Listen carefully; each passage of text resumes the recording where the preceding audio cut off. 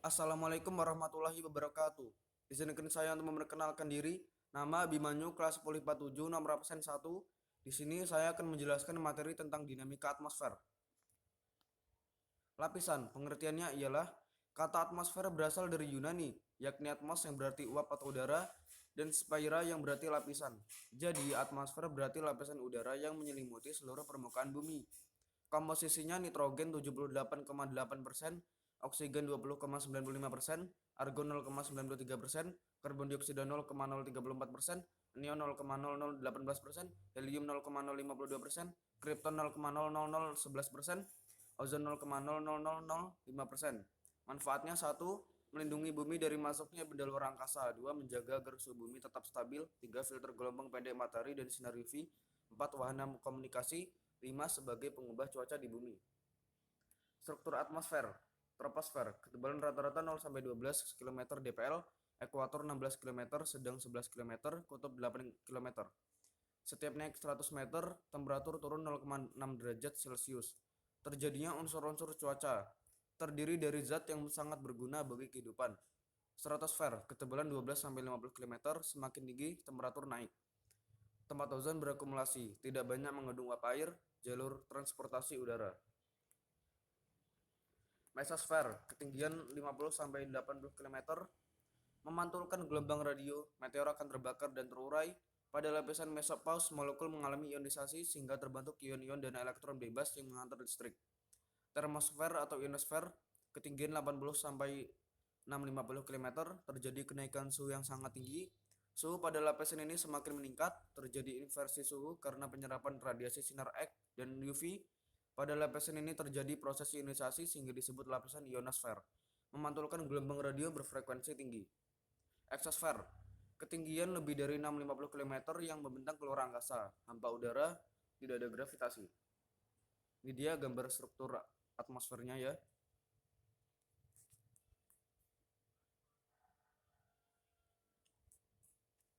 Cuaca dan iklim. Pengertian, cuaca adalah keadaan atmosfer sehari-hari yang dapat terjadi dan berubah dalam waktu yang relatif singkat di wilayah yang sempit.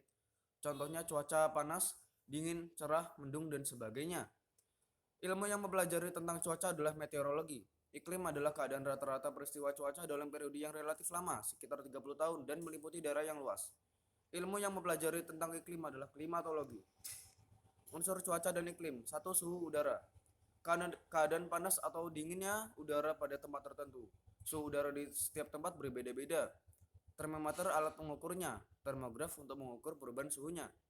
Faktor-faktor yang mempengaruhi suhu udara: lamanya penyinaran, sudut datang sinar matahari, ketinggian tempat, letak, kondisi awan, sifat permukaan bumi.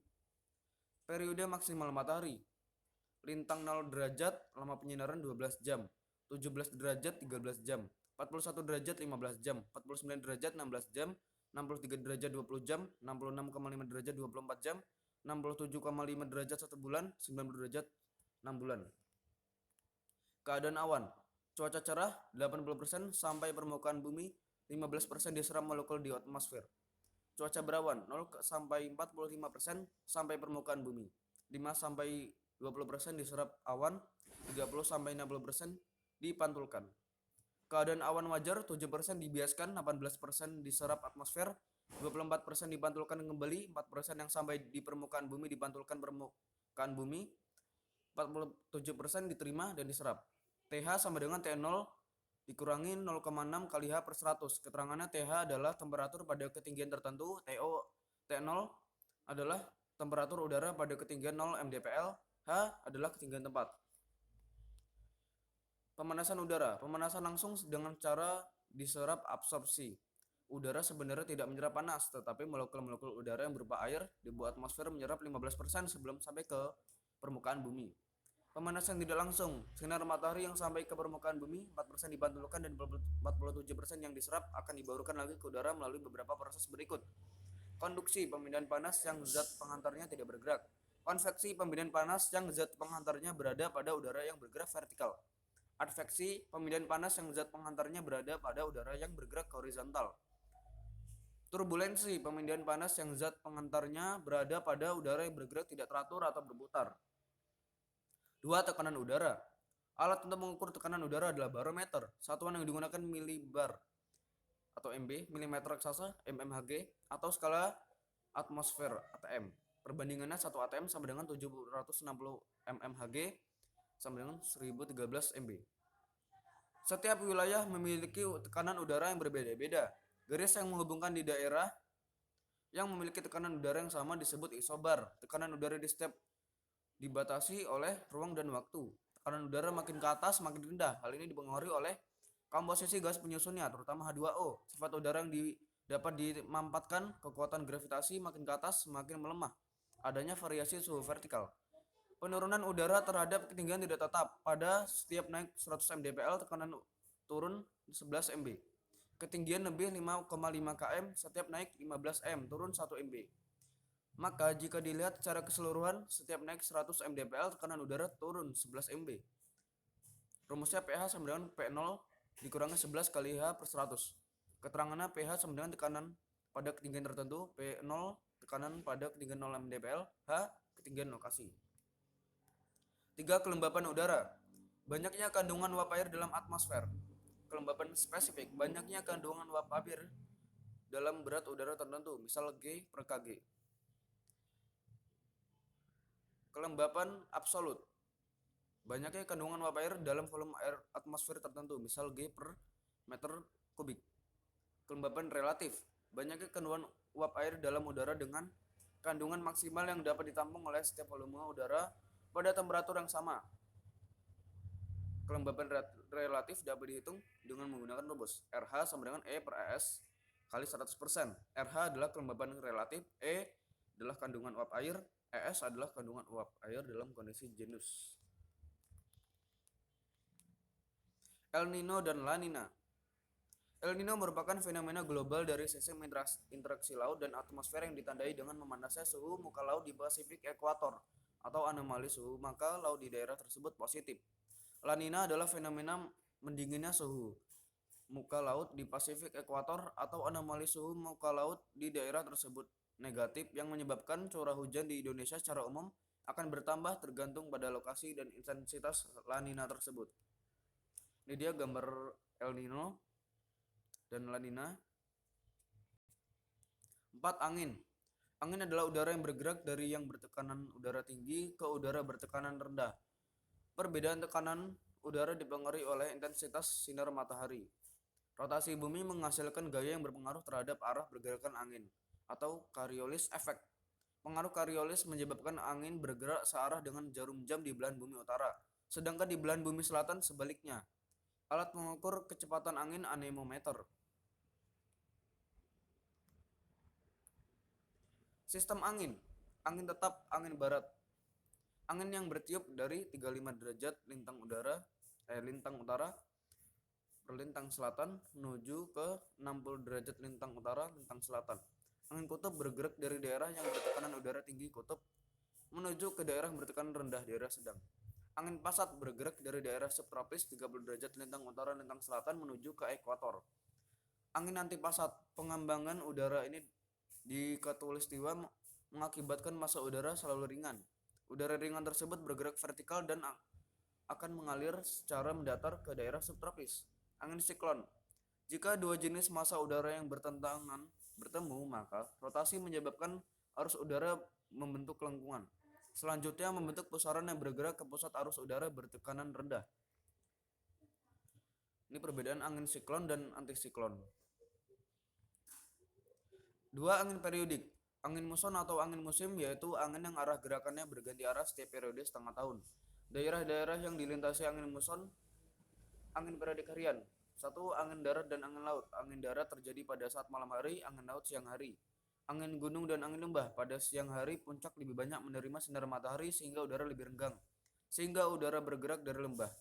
Pada malam hari sebaliknya. 3. Angin fon atau angin terjun adalah angin yang bergerak menuruni lereng pegunungan, biasanya bersifat kencang, kering, dan panas. Peristiwa ini terjadi sebagai akibat terjadinya adanya udara yang bergerak ke puncak dengan membawa uap air. Terjadi kondensasi dan terjadi hujan. Ketika udara meneruskan perjalanannya tidak lagi membawa uap air sehingga sifatnya kering. Contohnya nama angin gending daerah terpengaruh Probolinggo. Nama angin kumbang daerah terpengaruh Cirebon, Brubu, Makassar, Wambrau, Biak, Bohorok, Deli. Ini dia gambar udaranya, ada udara basah, udara kering, daerah bayang hujan. Macam-macam siklon. Siklon tropik biasanya terjadi di lebih 10 derajat lintang utara lintang selatan, terjadi di Samudra Atlantik, hurikan, Laut Cina Selatan, typhoon, Laut Arab, siklon, Amerika Selatan, tornado, Jepang, Typhoon, Filipina, Bakieros, Australia, Willy Willis. Siklon ekstratropik, perlintasannya 35 derajat sampai 65 derajat lintang utara lintang selatan di sekitar wilayah front. Tornado, siklon lokal di Amerika, diameter 100 sampai 500 meter, panjang lintasan 100 km, kecepatan 800 km per jam. Sengkayan, siklon yang diameternya lebih kecil yang membentuk seperti tiang-tiang pasir. Angin ini sering terjadi di daerah gurun Asia Barat. Jika terjadi di air disebut sengkayan air, jika di gurun disebut sengkayan pasir. Dia gambarnya perbedaan angin siklon dengan antisiklon. Penampakan antisiklon, siklon. Tekanan udara tinggi, rendah. Arah angin searah jarum jam, berlawanan. Aliran udara menyebar di atmosfer permukaan, memusat di permukaan, menyebar di atmosfer atas. Gerakan udara menyusut, menaik. Itu dia perbedaan angin siklon dan antisiklon ya. Hujan adalah hidrometeor yang jatuh dan mencapai permukaan bumi dalam bentuk uap, air, cair ataupun padat. Jenis-jenis hujan berdasarkan ukurannya: 1. Gerimis atau drizzle, diameter butirannya kurang dari 0,5 mm. 2. Hujan salju, hujan yang terdiri dari butiran-butiran es. 3. Hujan batu es, curahan batu es yang turun dalam cuaca yang panas. 4. Hujan deras atau rain, curahan air yang turun dengan diameter butiran 7 mm. Jenis hujan berdasarkan proses terjadinya. 1. Hujan zenital, hujan yang terjadi karena pergerakan udara vertikal atau konveksi. 2. Hujan orografis, angin yang bergerak menaiki gunung. 3. Hujan frontal, terjadi karena pertemuan antara udara panas dengan udara dingin. 4. Hujan siklon, hujan yang terjadi karena udara yang terbawa oleh angin siklon ke atas. 5. Hujan muson, terjadi karena pergerakan angin muson. Klasifikasi. A. Sistem klasifikasi Köppen. Köppen membuat klasifikasi iklim berdasarkan perbedaan temperatur dan cuaca dan curah hujan. Köppen memperkenalkan 5 kelompok utama iklim di muka bumi yang didasarkan kepada 5 prinsip kelompok nabati, vegetasi. Kelima kelompok iklim ini dilambangkan dengan 5 huruf besar, di mana tipe iklim hujan tropik, tropical rain climates. Iklim B adalah iklim kering, dry climates. Iklim C adalah tipe iklim hujan suhu sedang, warm temperate rainy climates. Iklim D adalah tipe iklim hutan bersalju dingin, cold snowy forest climates. Dan iklim E adalah tipe iklim kutub polar climates. SFI 1995. B. Sistem klasifikasi Mohr. Klasifikasi Mohr didasarkan pada hubungan antara penguapan dan besarnya curah hujan. Dari hubungan ini didapatkan 3 jenis pembagian bulan dalam kurun waktu 1 tahun, di mana keadaan yang disebut bulan basah apabila curah hujan di atas 100 mm per bulan. Bulan lembab bila curah hujan bulan berkisar antara 100 sampai 60 mm, dan bulan kering bila curah hujan di bawah 60 mm per bulan. Sistem klasifikasi Schmidt Ferguson.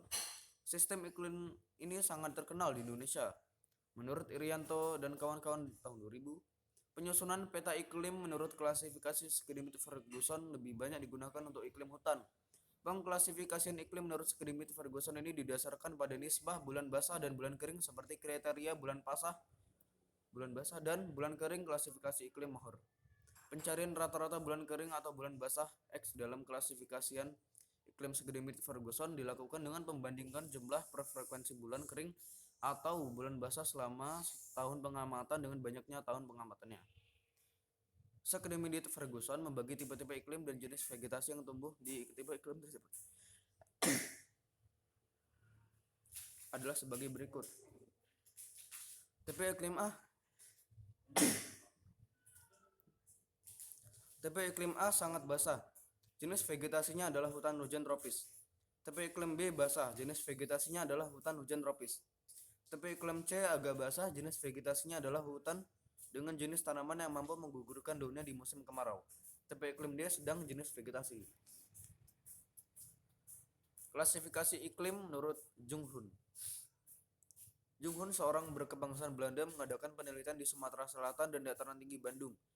Berdasarkan hasil penelitiannya, F. Jung Hoon membagi iklim di Indonesia berdasarkan ketinggian tempat.